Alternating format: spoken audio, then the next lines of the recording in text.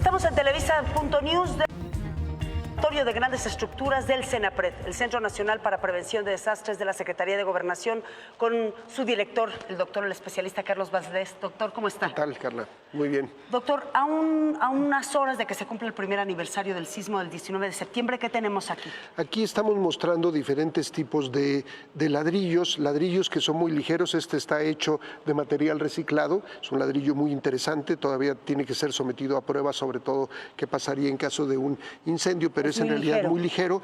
Este es un buen ladrillo hecho de cerámica, muy bien hecho, también es un ladrillo ligero. Pero este, que es uno de los ladrillos más baratos, si ves, este pesa una cantidad. Entonces, si hacemos nosotros una construcción de 2 pisos y la hacemos con muros con esta capacidad, pues le estamos agregando innecesariamente mucho peso. Lo ideal es gastar un poco más y tener ladrillos que sean ligeros, que tienen la resistencia adecuada y que nos van a dar esa seguridad. En cambio, en el otro... ¿Este es block? Este sería una especie de block, son hechos de agregado, tienden a ser los más baratos, pero por lo mismo tienden a ser también los más pesados. Esto pesa... Dos veces más que el ladrillo. Más que ladrillo, así es. Entonces, pero la mayoría de las casas de nueva construcción están hechas con este material. Muchas veces lo hacemos de esta forma, y también, si te fijas, este es un material que fácilmente la humedad la puede absorber, y en cambio este material, si lo barnizamos, va a funcionar mucho mejor. Entonces necesitamos pensar en los elementos y los materiales que van en las casas. A veces las compramos pues ya hechas y las compramos porque nos alcanza, pero son cuestiones de revisar. Otro de los elementos importantes son las varillas. Aquí podemos ver, este es de 9 milímetros, este son 16 milímetros, y vean esta varilla, ¿no? Vean el grosor, son mucho más elementos más poderosos. Claramente esta es la más delgada, y hay todavía más delgadas. Si nosotros construimos con esta varilla o con esta varilla, le vamos a dar mayor resistencia a las columnas y a la estructura. Y esto es importante y no lo vemos. Y el mantenimiento, como lo pueden ver, es acero. Si nosotros no pintamos el acabado de la columna, y si están a la intemperie, el agua eventualmente está entrando, y si tiene algo de aire se va a oxidar. Entonces el mantenimiento de las estructuras es muy importante. Doctor, vamos a ese punto. Por ejemplo, pues, ¿quién no tiene recursos para mantener su casa y entonces se ve la varilla expuesta? ¿Cuál es el riesgo de tener una varilla expuesta? Cuando tenemos ya la varilla expuesta, porque se ha ido deteriorando el aplanado, la varilla se va a oxidar, y sabemos, nosotros lo podemos ver en esta parte, se empieza a oxidar y comienza a perder la capacidad de resistencia. Entonces, fácilmente, cuando viene un sismo, al moverse se va a romper de una manera mucho más frágil. Entonces, debemos de cuidar, debemos de evitar que queden el acero expuesto. Doctor, le voy a hacer preguntas básicas. Estamos a un día de que se cumple el primer aniversario del sismo y cayeron 40,000 viviendas en el sureste mexicano, muchas que estaban hechas rudimentariamente. A veces se piensa que la varilla se ve oxidada, pero que no le pasa nada porque al acero no le pasa nada o al metal no le pasa nada. Sí, se va deteriorando. Si nosotros construimos una casa y el ladrillo, cualquiera de los que mostramos, somos muy dados a que la cara de la pared que da al vecino la dejamos, digamos, pelona. No le ponemos ningún enyesado ni pintura, que sea cuestión del vecino. Si tenemos una estructura similar, pero pintada y bien mantenida, al paso de 10 años, la estructura que está pintada y que está protegida va a resistir más. En la otra, la humedad va a estar absorbiendo, llueve, el intemperismo, el calor y el frío van degradando el material. Entonces, la misma construcción con el mismo material, pero sin haber tenido ese cuidado, a los 10 años puede tener ya una menor capacidad de resistencia. Entonces, es muy importante. Pregunta que nos hacen en redes sociales. Entonces, a varilla expuesta, ¿qué tenemos que hacer? ¿Enyesar? Es correcto. Si está muy oxidada, pues lo ideal es tratar de limpiarla, de lijarla. Hay a veces simplemente, más hasta con limón, puede uno ver cómo se quita la parte del óxido, buscar la mejor manera. Si ya está muy degradada, necesitamos reemplazarla, pero necesitamos después enyesarla y pintarla. Y la otra parte, podemos reforzar una columna. Las columnas de hace unos 40 años eran columnas que tenían un grosor de 20 centímetros y varillas más delgadas todavía que estas. Si uno golpea la columna, vamos a ver que oscila. ¿Qué podemos hacer? Le colocamos a todo lo largo de las esquinas ángulos de acero y después lo cruzamos con láminas de acero que le llamamos soleras, y lo que está haciendo es que la misma columna va a aumentar su capacidad de resistencia con un método no costoso lo volvemos a pintar y ya le aumentamos la resistencia a esa estructura. Doctor, un poquito antes, platicando con los especialistas del Centro de Prevención de Desastres, nos decían que las ondas del sismo pueden ser laterales, pero si no hay un buen reforzamiento de varilla, esta estructura se puede romper. ¿Esto es lo que pasó en el sismo? Sí. Nosotros pensamos, es una cuestión de lógica, que el comportamiento cuando tiende a brincar el piso, a lo que tendemos a llamar un sismo trepidatorio, es simplemente la componente que es más dañina que el movimiento lateral, y es todo lo contrario. No, los edificios podemos nosotros saturarlos de peso y van a aguantar mucho, pero que los movamos lateralmente, fácilmente la relación del acero, aunque sea el acero y el concreto, lo podemos fracturar. Con que desplacemos a un edificio 4 o 5 centímetros, lo vamos a lastimar de una manera importante, y estos son movimientos laterales. Estamos en vivo en Facebook para Televisa.news. Entonces, ¿es un mito que el sismo cuyas ondas son así es menos peligroso que un sismo donde hay ondulación? Sí, los dos tienden a dañar, pero el mayor daño lo va a provocar estos movimientos laterales. El término que utilizan los estructuristas es el corte, ¿no? Movimiento cortante, porque lo que voy a hacer es estar lastimando de esta manera la estructura. El reforzarlo, un edificio sobre todo mucho más alto, va a tender a ser más elástico. Aquí, si nos permites mostrarte un poco este pequeño dispositivo, como lo podemos ver, son elementos flexibles, los tres son flexibles. 3 edificios. Estamos nosotros simulando aquí los edificios con diferente altura, y lo que pensaríamos es que al moverlo los 3 se van a mover, pero dependiendo de la forma en que lo haga, si yo lo hago de una manera pausada, solo el mayor oscila, cambio mi modo de vibrar, y lo que yo puedo ver es que el de medio oscila, y si lo hago mucho más rápido es el pequeño. Entonces, el modo de vibrar del terreno tiende a afectar diferentes edificios o diferentes alturas, y esto es lo que vivimos. Sismos lejanos como el del 85 tenderán a este movimiento pausado, en donde podemos ver, si se fijan, casi los otros no se mueven, y cambiamos el modo de vibrar y otra vez solo el de en medio, y lo hacemos todavía más rápido y lo podemos ver. El sismo del 85 tendría más estas características. El que vivimos el año pasado, el del 19 de septiembre, tiende a afectar estructuras más bajas, y un sismo todavía con movimiento más rápido, que puede ser un sismo más pequeño, podría generar este tipo de movimiento que afectaría estructuras más bajas. Entonces, es parte del conocimiento de en dónde estamos, el tamaño del edificio, cómo fueron diseñados y construidos. Vale la pena el informarnos sobre eso. Doctor, ¿por qué es importante que consultemos, aunque no seamos especialistas y aunque probablemente las personas tengan muchas dificultades económicas, por qué es importante consultar el Atlas de Riesgo como familia? Cuando entramos al Atlas Nacional de Riesgos, podemos ubicar nuestra colonia o nuestra calle, y lo que va a hacer el Atlas, si estamos en la parte de capas geológicas, nos va a llevar y nos va a identificar en qué tipo de zona sísmica estamos en la Ciudad de México. La Ciudad de México tiene 3 zonas: terreno duro, como el que estamos en la zona del Pedregal. Terreno duro también es al poniente del periférico, cuando empezamos a subir hacia las lomas de Chapultepec, hacia Santa Fe, estamos ya en terreno duro. Y después hay una zona estrecha, que es el terreno de transición, que correspondía a la orilla del lago, del gran lago de Texcoco. Y después de ahí, hacia el centro, hacia el aeropuerto, tenemos nosotros un terreno al que le llamamos zona de lago o terreno blando, en donde hay una amplificación, se comporta, permítanme utilizar la analogía, como una gelatina.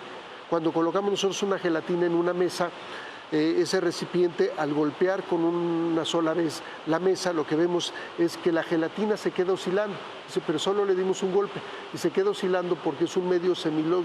Para transmisión de ondas. Para transmisión de ondas. Ese sería el efecto que tiene la Ciudad de México en la zona centro. Ahí entra la Condesa, entra la Roma, la Narvarte. Delegaciones Benito Juárez. Estaríamos Cuauhtémoc. Benito Juárez y hacia Venustiano Carranza, Iztacalco, Iztapalapa, todas estas que son lo que era la zona ya más plana, es la más blanda.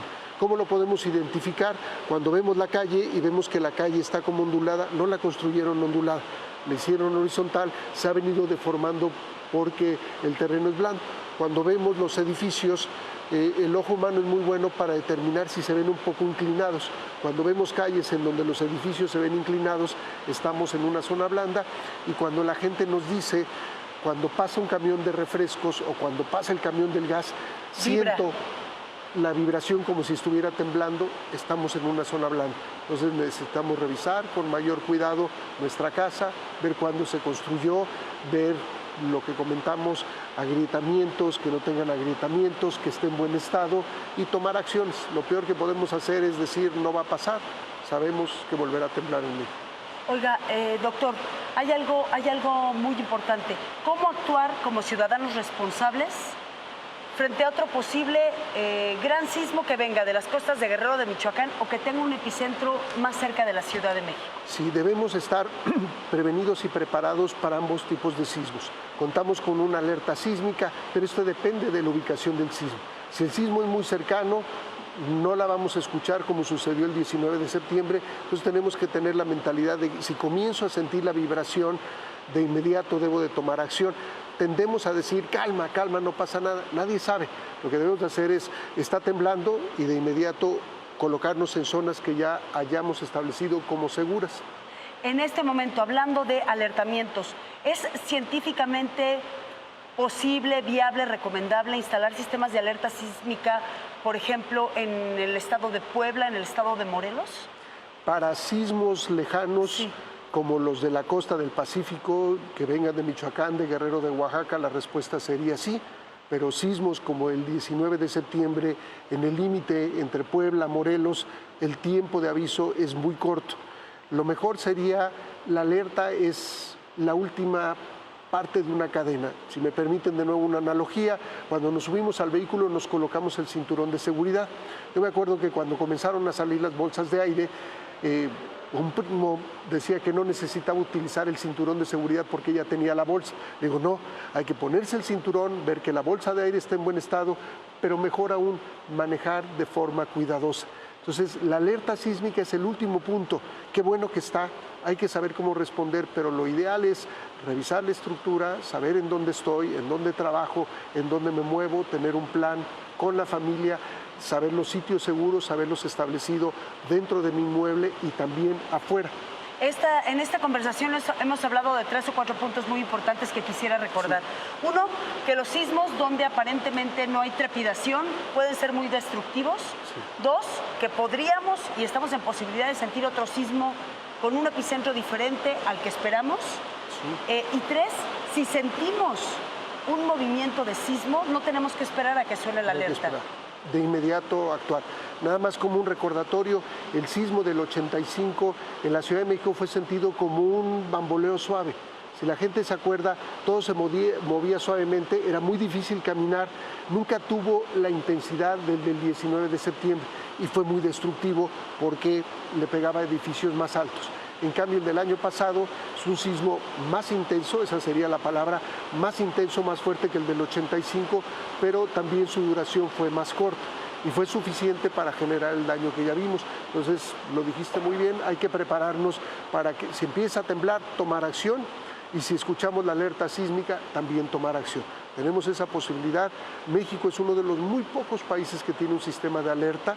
Muchos otros países lo quisieran tener y lo que nosotros necesitamos hacer es cómo utilizarlo muy bien, pero además un poco más, cómo mantener nuestras construcciones, cómo llevar a cabo simulacros, no solo hacerlos en septiembre, sino en la familia, cualquier día decir, ¿por qué no hacemos un simulacro y revisamos el lugar en donde nos vamos a colocar, el ver que los muebles estén fijos, el ver que las televisiones planas y grandes ahora no se vuelquen, algo que nos vaya a cerrar o impedir el paso, que tengamos una linterna cercana para que si se va de inmediato la luz podamos guiarnos con ella, tener un radio para escuchar la información, muchas cosas que a veces vamos dejando y se nos olvida. Doctor, ¿cuál es la recomendación más seria?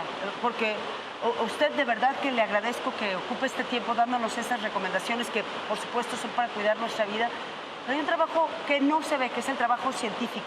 ¿Cuál fue la principal recomendación científica que ustedes como Senapred emitieron a lo largo del último año referente a sismos? El haber visto 2 sismos cercanos en tiempo con características muy diferentes, el del 7 de septiembre afectando estructuraciones rurales, más el tipo de construcción con adobe que se dañaron seriamente, y después estructuras que aparentemente estaban bien, la colonia Roma, la colonia Condesa, y que de repente, ante el movimiento tan intenso del 19 de septiembre, tienen a la luz problemas más por antigüedad, no por el diseño. Entonces esto lo que nos lleva es tenemos que revisar nuestras estructuras, ya sea que estemos en lugares fuera de zonas urbanas, construcciones que sean más por costumbre, como la parte de adobe o ladrillos sin castillos, y en la Ciudad de México lo que debemos hacer es reforzar, revisar cuándo fueron construidas las construcciones y cómo reforzarlas, y esto lo necesitamos